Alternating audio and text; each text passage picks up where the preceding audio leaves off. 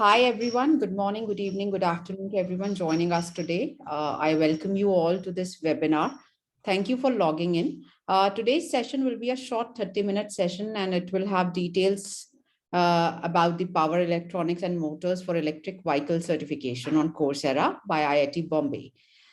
We will use the last 15-20 minutes of this session for any questions that the attendees may have. Do put your questions in the chat box. I'm Shikha from Coursera, and with me I have three panelists from IIT Bombay today. Allow me to introduce, we have Professor Kishore Chatterjee. He's the head of the Department of Electrical Engineering and has been with IIT Bombay since December 1998. He earned his PhD from IIT Kanpur. His research contributions are in the areas of power evacuation strategies from solar photovoltaic systems, modern VAR compensator, utility-friendly converter topologies, and induction motor drives. We also have Professor B.G. Fernandez. He's a professor in the Department of Electrical Engineering. He earned his, sorry, sir? I said, good evening.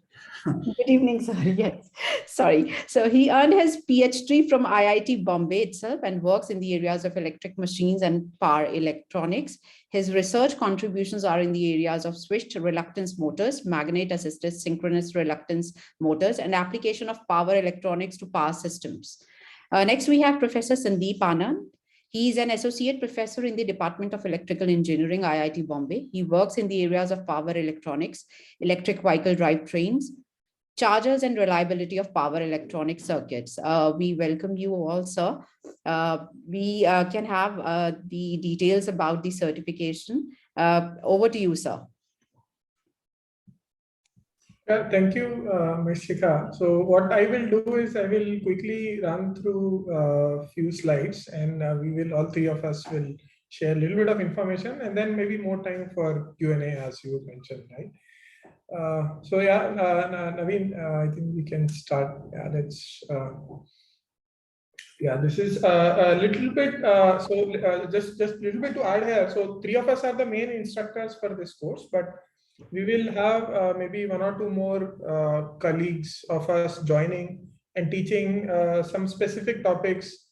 For example, for battery, we have a colleague who is actually working on battery technology, so he would be the best person to share about battery. And we are planning for one or two more such specialized lecture during this course as well, along with three of us taking a majority part, wherein I would be talking more about power electronics, Professor Chatterjee more on drives, and Professor Fernandez more on the machine design. Yeah, next, Naveen. So the course would actually involve all of these three major aspects, in general, it's very well interlinked. So all three aspects are not actually separate, though there are three sub-courses or three modules which exist in this course, but they are very well interlinked. So we will try to fill in those gaps as well. For example, motor design is going to be one thing where we're going to talk about hub motors or geared motors, permanent magnet motors, reluctance motor, high speed, low speed design.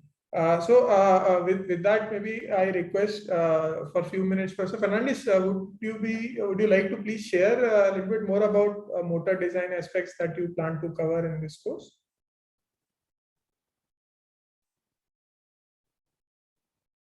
You are muted. We cannot hear you. Yeah, the course content is displayed here. Since the audience maybe from mechanical engineering or from other branches, so bring all the course participants to one level.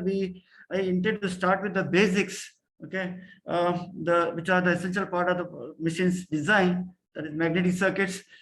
As of now, the most popularly used motors are permanent magnet synchronous machine, and there is research going on, or there are options. None of the main contender is PM assisted synchronous electric machine. Okay.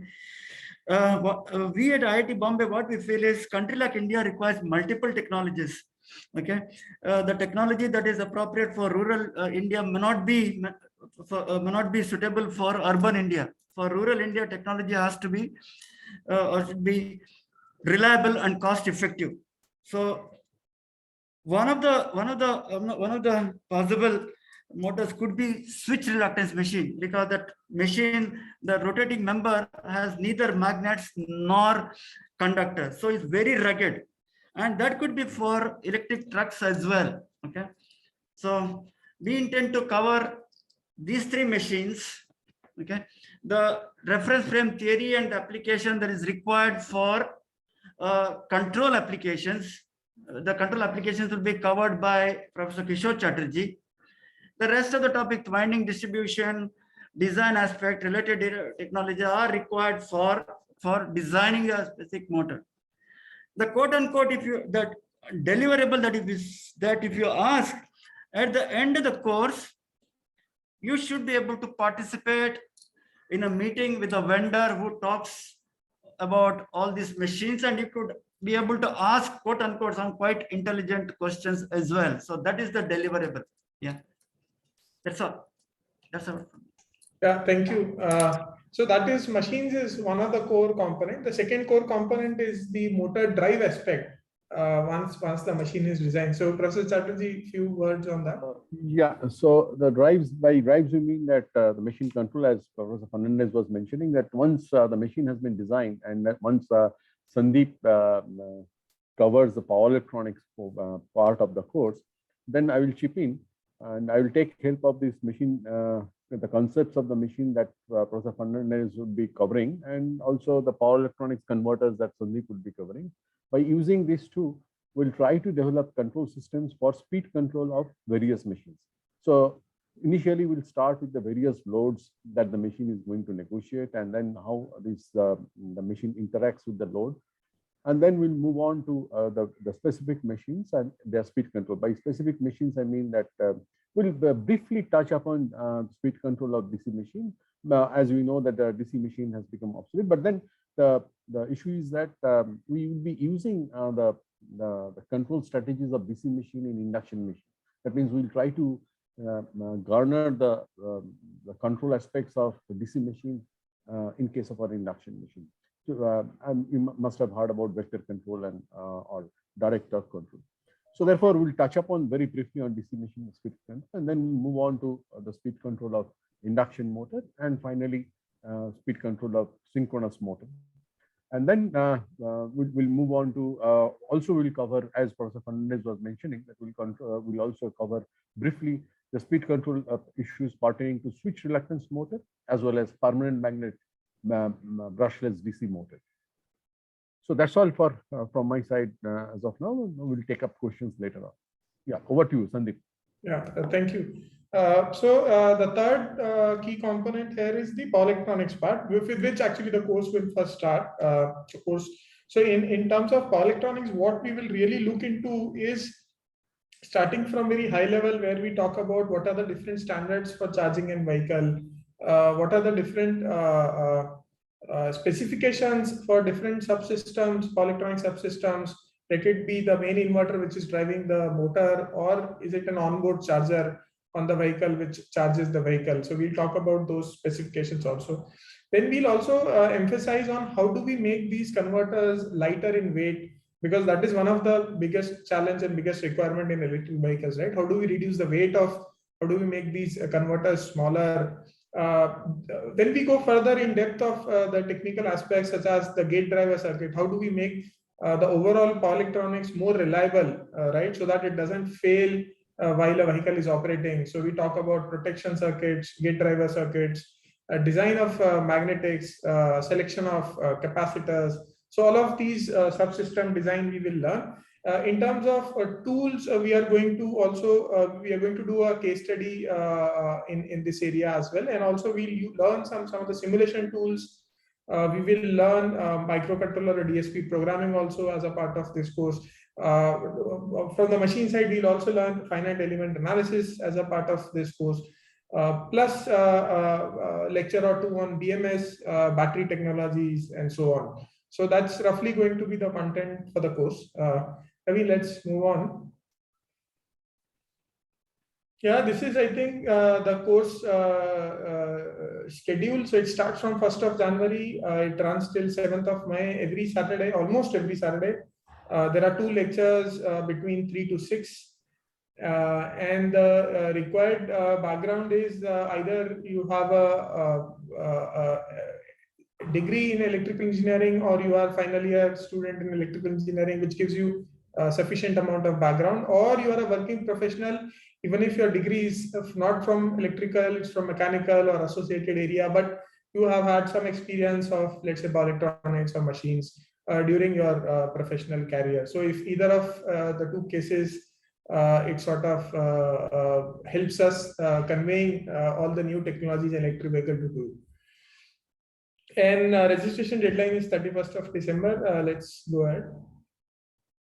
Yeah, so I can see there was a question also on that. So yes, there would be a certificate, which is not only participation, but so this is how the completion certificate would look like. So this would say, this is the sample certificate, which is what you will get once you complete this course. And to get the certificate, you need to have at least 80% of the live attendance. So every live session, every Saturday, in fact, it's really good because you can interact with all of us on Saturdays. So 80% of the live sessions you must attend. If you are from farther time zones, right? Let's say you are not from the same time zone as India. So in that case, we can look for relaxing the attendance criteria, because practically it may not be possible for you to be free at the same slot, but you still have to watch it, but maybe then you can watch it next day or subsequent day. So this is a little bit of relaxation we can do if you are not from the same time zone. Second is there's going to be quizzes every week. So after every lecture, we'll give you some practice questions, and we'll also give you some basic quizzes. So you would have to go on the Coursera platform and answer those questions and so on. And overall, you should get about 35% of marks.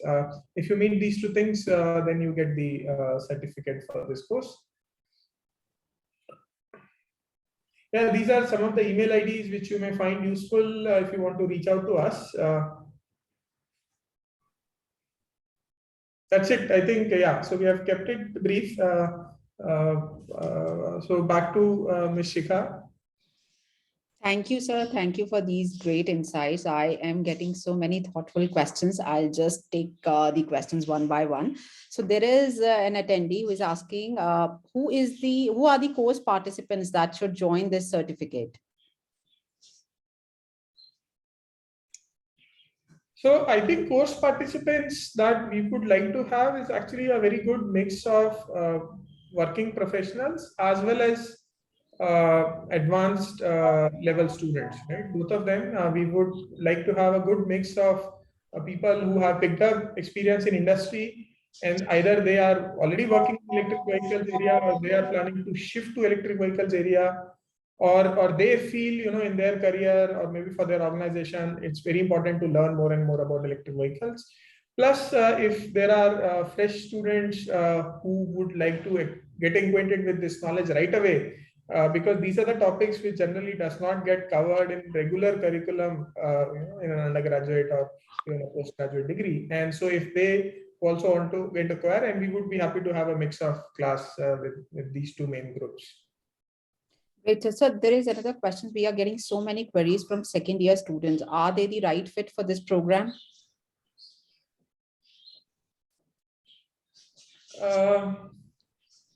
Professor Fernandez, you have any thought on this? Maybe you can comment first. I can. Second year engineering. Yes, sir. Maybe too early, I guess. All right, sir. Because the topics which Kishore and I will be, for that matter, all 3 of us will be covering. Second year, it will be too early. Fine, sir. Thank you. Sir, another question is, can you talk a bit more about how live lectures are going to be conducted? Will this be suited for working professionals? Yeah, obviously, yes. So that is the reason we kept it on Saturdays evenings, so that it doesn't clash with some of the other commitment and of working professionals. So we keep it Saturday 3 to 6. And even if a few days you have to miss out for overlapping meetings or something, it's fine, because therefore we have kept the attendance criteria to be about 80% or so. And there is some amount of flexibility that exists over and above that as well. So we can always be a bit more accommodative there.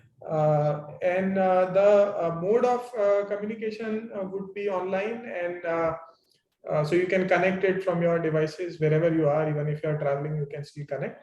And it'll be a live lecture, so one of us or one of the professors from IIT Bombay would be talking to you, and either using slides or using shared pad or something to actually explain you the content for that particular week.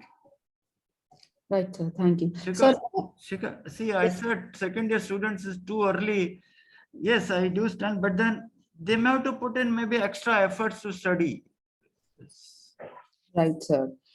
So, sir, there is no barrier, but it's recommended that the students should should have completed their BTech. Is that what it means? No, I think final year students are okay. Final because students are okay. They They get were acquainted with a lot of basics. Second year, from university or college to college, curriculum may vary. So Right. some places they may have requisite background, maybe picked up, and plus if student is really keen on pushing it harder and try to learn things, it's doable. But usually it would be a bit difficult. I think that's what Professor Mandis was saying for a second year student. But I think final year and even pre-final year students, I think, should be able to do that. That means a third year BTech student can also be eligible. From electrical background, yes. Fine, sir. Thank you so much, sir. Denson David, he's asking what would be the projects in this course? What tools are going to be covered? Yeah, that's actually a good question, because there are going to be projects, and I didn't specifically mention about that before. So the way we are looking for is, so tools I've already mentioned, right? We are going to talk about FEA, finite element analysis. We are going to talk about microcontroller or DSP programming through C. We are going to learn about circuit simulation, and then doing a case study in motors, case study in power electronics, and so on. So that's going to be the tools. A project would be essentially related to these tools and the knowledge one learns. And it would be actually a small project spanning over a week or two, wherein we would give very well-defined activities for participants to do. And then each project would be evaluated individually by our team from IIT Bombay. And we would be grading those projects as well. Right. Great. Sir, Satyavrat Mane is asking what all basic mathematics topics we need to brush up in order to follow this course in a better way. And I'll club this question with another one, wherein an attendee is asking, are there any prerequisites required for this program?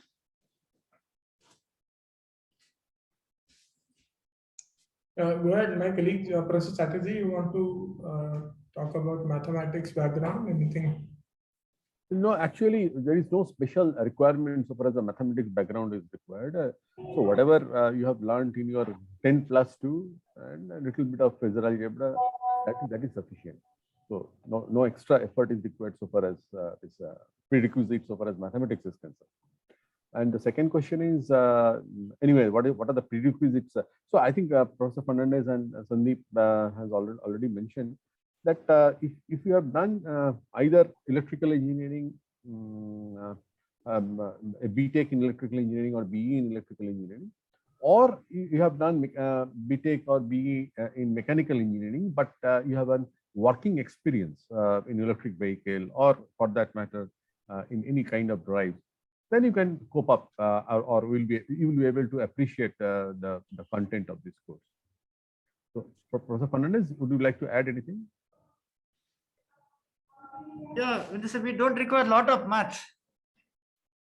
And background, I said, right, in the sense, even if you're a mechanical engineer, with the basics that we have covered and maybe with the reading material, we should be able to bring it to that level. That is for sure. Of course, you may have to put in a little extra effort. Right, sir. Great, sir. Thanks for clarifying this thing because this is very useful. Sir, we have another question from Amit Kumar Yadav. Can this course helps in placement? Mhm. Yeah, we hope it should, because essentially what would, let's say, a company look into you, right, when they come for placement, is that whether you have knowledge of the subject. So if a company is, let's say, looking for electric vehicles and assuming the demand would pick up and so on, then learning something specific in electric vehicles, both at very high level, so you get, acquainted with high level understanding of the subject. At the same time, you pick up some of the specifics of the subject, and you understand the tools used to design it, and so on. So that way, I think in that sense, since you learn so many practical aspects of the subject, so if a company is looking to hire somebody for that particular area, I think that should help them. Why can't emphatically say, yes, definitely it will help you. Having done this course, having done these 3 topics in such an extensive manner, it will. It will. And finally, of course, it depends on you, how resourceful you are. Agree, sir. Absolutely. Sir, there is a specific question. Puneet Jain, he has recently joined EV industry as operations head. And before that has a product marketing and sales background. He doesn't have any engineering background. Will this program help him having a better understanding of the EV technology fundamentals? Right, certainly. I think if I look at a profile of his or similar, let's say we talk about 100 things. So all the 100 things may not be very useful for such participant, but I think they can certainly pick up quite a few things which would help them. I told you about higher level perspective, right, which we are going to give as a part of this course, talking about standards, talking about specifications, talking about different technologies, right? What are the different technologies of motors or different technologies of converters? So I think that layer he would find really useful and interesting in his career. And then we would certainly go a bit more deeper also, which I think that is up to the candidate. If they like it and they still want to learn more and more, they're most welcome. But the first layer would certainly be useful for such participants. Right. Yeah. Sir, Mugdha, another attendee is asking, is this course suitable for people having 20+ years of experience? And does this course just cover the basics of the upcoming EV technology, or will it help in making a career shift as well? Yeah, I think I have answered the last one. I would probably repeat something similar. So I would request my colleagues to pitch in if they would want to add something to this question and answer. See, if you have 20 years of experience, definitely you may be fairly high on the ladder, right? In the position wise, where you may not require too deep knowledge in any subject. You'll be doing just some managerial work. So you should be able to discuss with your colleagues. We should be able to bring it to you that level, that's for sure. And of course, maybe 20 years of experience may be fairly senior. We may be having other commitments as well, but then you should be able to spend some time with the course material. Just by doing this course, yes, it may not, but then of course you have to put in a little bit more efforts. Right, sir. Sir, another question is from Kumar Vaibhav. He wants to know what kind of startup opportunities are there in the EV field? Yeah, I think in terms of opportunity, there are enormous. In fact, all of us here at IIT Bombay get contacted by a lot of startups, and especially recently, more so in the area of electric vehicles. Different aspects of it: people working on charger, people working on motors, people working at system level, people working on some rest of the system design. So a lot of I think interesting opportunities exist, and yeah, so that point, in fact, we could not cover in the presentation, and somehow it has brought up. So thanks bringing it up. I think for somebody who want to work at the technology level in startups, if that startup is focusing on technology related to EV, I think that is something something this course can probably then help them in further taking up their company or building it. Great, sir. Thank you. Sir, I'll just take up another the last question. Will there be opportunities to interact with professionals from EV industry? As a part of this course, we are not planning for a lot of guest speakers, to be very honest. But the participants itself, my understanding says that we will have a wide range of participants. So we are going to have a class which will itself have a lot of professionals from EV industry and maybe not only from our country, but other countries across the globe. People of different experience level, people of different background and so on. So I think the participating class itself is going to be a platform for such kind of interactions. Plus, we will try to do some guest lectures and what else, how one possible in that direction that people can probably get help is if there are some other programs which let's say IIT Bombay organizes in this area in terms of a workshop or something, we can always share it in this group, and we can invite our participants in this group to also join for those programs as well. Right, sir. Thank you. Sir, any closing remarks? I won't be taking any further questions now. Vijay, if you want to. No, nothing. In the sense, see, there are a lot of questions about startups and what will I get a job? See, there is a saying, they think because they think they can. They can because they think they can. Okay.